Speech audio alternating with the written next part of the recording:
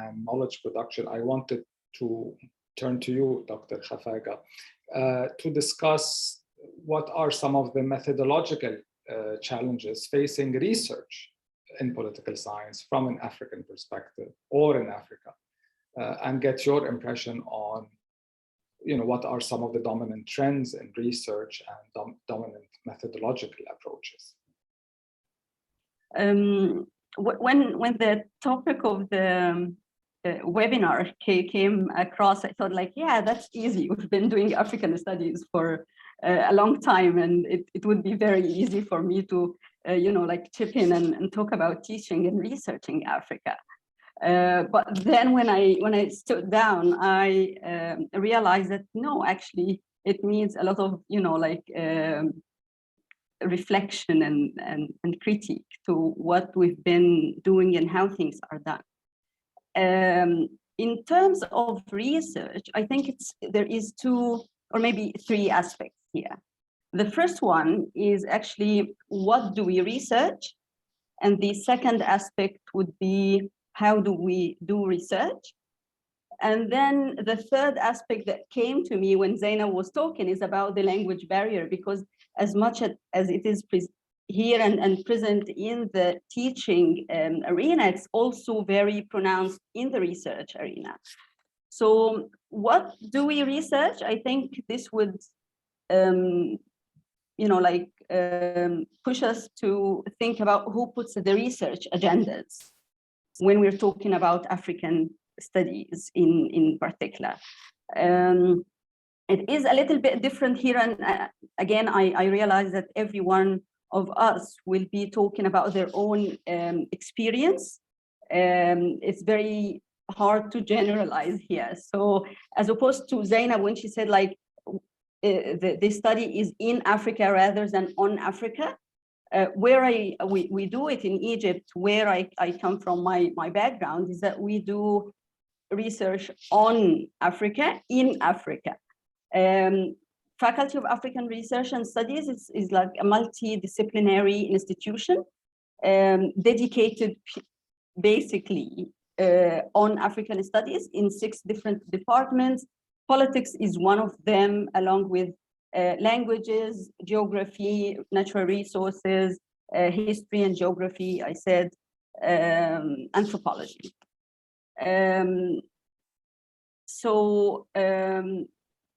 The research we are doing actually, and because of this, by the virtue of specialization, we do lots of research on Africa from different perspectives. But again, when we are doing research, we are caught between a rock and hard place. There is, of course, the institutions that have their own research agenda that is set every 3 to 5 years, setting the priorities of research that we need to do as faculty, but also for the students to carry during classes and courses. But on the same time, when we are thinking about, for example, publications, then we are not only informed and encouraged by our institution's research agendas. We have to think about what publishers are interested in, what also funders are interested in.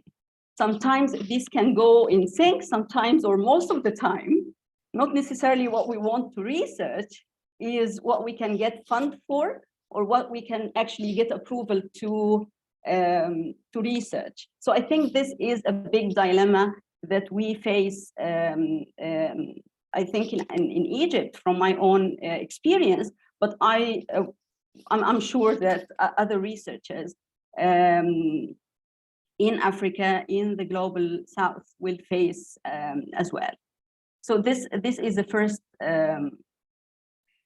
first aspect of what we research and the agenda setting. And then I think we need to move forward about thinking how we should be more active in setting research agendas, especially in our region.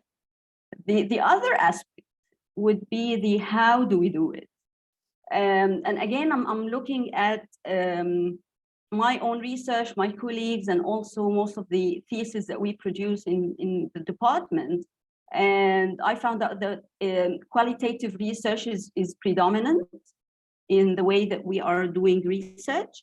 I've been thinking about why the case might be in this way, especially that quantitative research is gaining prominence elsewhere in other, universities, places, and settings. And I think this could be also attributed to two reasons, or maybe, like my colleagues will add more to this. The first one is the kind of training that we have. So I personally was trained in qualitative research. And because my knowledge in quantitative research is very limited, we only highlight it in classes, saying that these are, some other ways of doing research, but I don't own the knowledge and I cannot transfer it as well. So I think that training in quantitative research is not very, I would say, widespread. Not all of us are trained this way. I've been seeing some new trends. I think also the Arab Political Science Network, they have a call for application now for a summer school in quantitative analysis, which is, like when I see such things, I speak to my students and say, these are opportunities, grab it and go ahead, learn something else if we cannot afford, offer it ourselves for you. We have received more than 135 applications so far. Yeah, that's fantastic. And the deadline hasn't passed. Yeah, and I don't know how many of them are coming from Egypt, but I spread the word. So yeah, so I mean, this is one thing that, try to see other ways. If you cannot offer the information yourself or teach the thing, see if someone else can provide it. The other reason why qualitative research is very dominated in our research, I think, is that there is a lot of challenges in what actually quantitative research can offer in terms of our understanding of African politics and political science in Africa. I think the conception or the assumptions here is that qualitative research is more, I don't know if the word is solid is correct, but it provides us with more solid results as far as political research is concerned. Also, a lot of critique about the assumptions of quantitative research itself or quantitative methods. If we can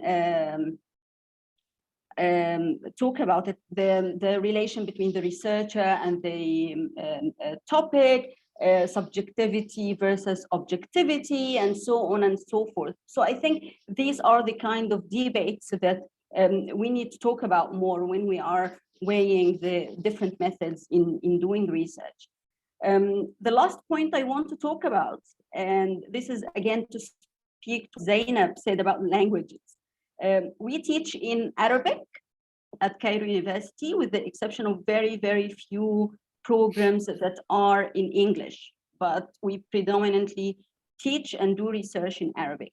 And this is also not a problem, but I would say that lots of students will have the problem of actually reading and